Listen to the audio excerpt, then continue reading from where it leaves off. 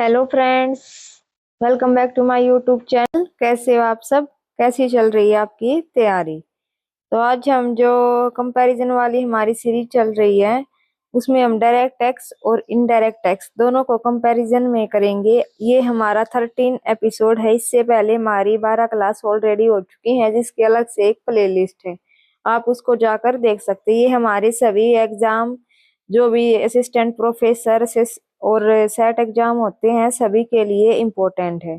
और दिसंबर के लिए तो ये हमने स्पेशल सीरीज की है जिसमें हम 30 डेज का एक टारगेट रखा है, जिसमें हम अपने जो भी इम्पोर्टेंट टॉपिक हैं उनको बहुत ही टू द पॉइंट करने वाले हैं। तो आज हम करेंगे डायरेक्ट टैक्स और इनडायरेक्ट टैक्स।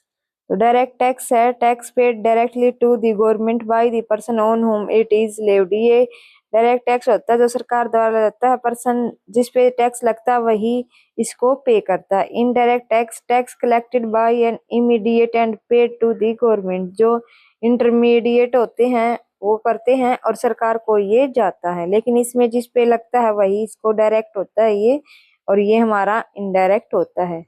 तो हमें इसको दोनों को कंपैरिजन में करते हैं। फर्स्ट है हमारा meaning, tax is paid directly bye the person. Direct जिस पर्सन पे लगता है वही करता है। होम इट इज लिव्ड जिसके ऊपर लगाया जाता है तो डायरेक्ट टैक्स होता है। Indirect tax tax is collected by an intermediate and paid to the government. इसमें जो इंटरमीडिएट है उसके ऊपर लगता है ये टैक्स और गवर्नमेंट को पे होता है। Burden of tax can not be shifted to another person. इसमें हम जो टैक्स का बर्डन है दूसरे पर्सन पर शिफ्ट नहीं कर सकते। Can be shifted to another person, लेकिन इनडायरेक्ट टैक्स में दूसरे पर्सन पर शिफ्ट हो जाता है। Incidence of tax falls on the same person. Same person पे ये कम हो जाता है। Falls on a different person, ये डिफरेंट पर्सन पे होता है। हु पे, कौन पे करता है? The person on whom tax is levied pays the tax. जिसके ऊपर टैक्स लगा जाता है वही टैक्स का पे करता है डायरेक्ट टैक्स में। लेकिन जो इनडायरेक्ट टैक्स होता है the final burden is boron by the consumer. लेकिन जो फाइनल बर्डन होता है जो कंज्यूम करता है वही उसी पे ही इसका फाइनल बर्डन पड़ता है, वही इसको पे करता है, इंटरमीडिएट नहीं करता है। पेड टू किसको पेड किया जाता है? डायरेक्टली गवर्नमेंट, गवर्नमेंट को पे करते हैं। Paid to government through an intermediary. Intermediary के बीच में लेके इसको गवर्नमेंट को किया जाता है, डायरेक्ट नहीं होता है, इंटरमीडिएट के माध्यम से होता है। एग्जाम्पल के जैसे income tax, corporate tax, wealth tax, capital gain tax, ई एक्स्ट्रा। ये डायरेक्ट पर्सन पे लगा जाते हैं, जिसकी जितनी इनकम होती है उसी के अकॉर्डिंग उसको पे करना होता है।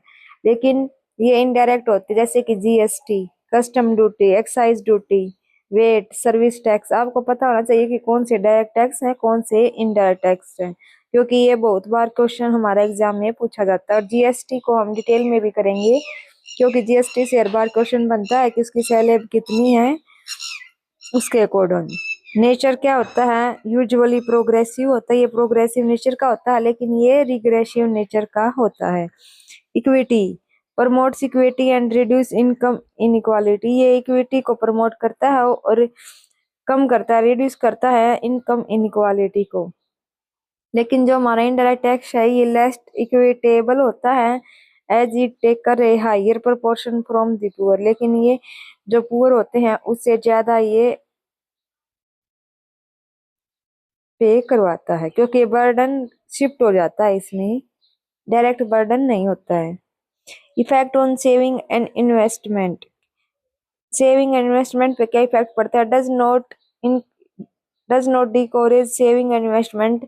जो सेविंग और इन्वेस्टमेंट हमारी बचत और निवेश, इसको डिस्कोरेज नहीं करता है। ये डिस्कोरेज सेविंग एंड इन्वेस्टमेंट, इसमें ये डिस्कोरेज करता है, कम कर देता है indirect tax saving and investment को। विजिबिलिटी क्या है? हाई विजिबल हो है, ये लेस विजिबल। इसमें पता नहीं होता कि किसका बर्डन किस पे पड़ रहा है, लेकिन ये डायरेक्ट होता है कि इतनी इनकम है तो इसको इतना पे करना पड़ेगा, इतनी इनकम है तो इतना करना पड़ेगा, ये विजिबल है। Evasion relative difficult to evade. इसमें डिफिकल्ट होता है लेकिन इसमें इजी होता है इवेड करना। Government revenue provide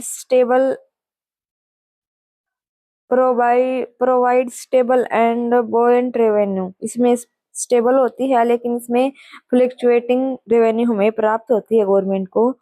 legal basis in India, legal basis क्या है इसमें, लॉ वगैरह। तो आर्टिकल 246, 269, 289 ऑफ द कॉन्स्टिट्यूशन, जो हमारे संविधान है उनके ये 3 आर्टिकल में इसका जिक्र है। 247 में, 269 और 289। और जो हमारा इनडायरेक्ट टैक्स है इसका है 246, 268 और 279, इसमें इनका है। ये इम्पोर्टेंट है, ये डाटा आपको याद रखना है।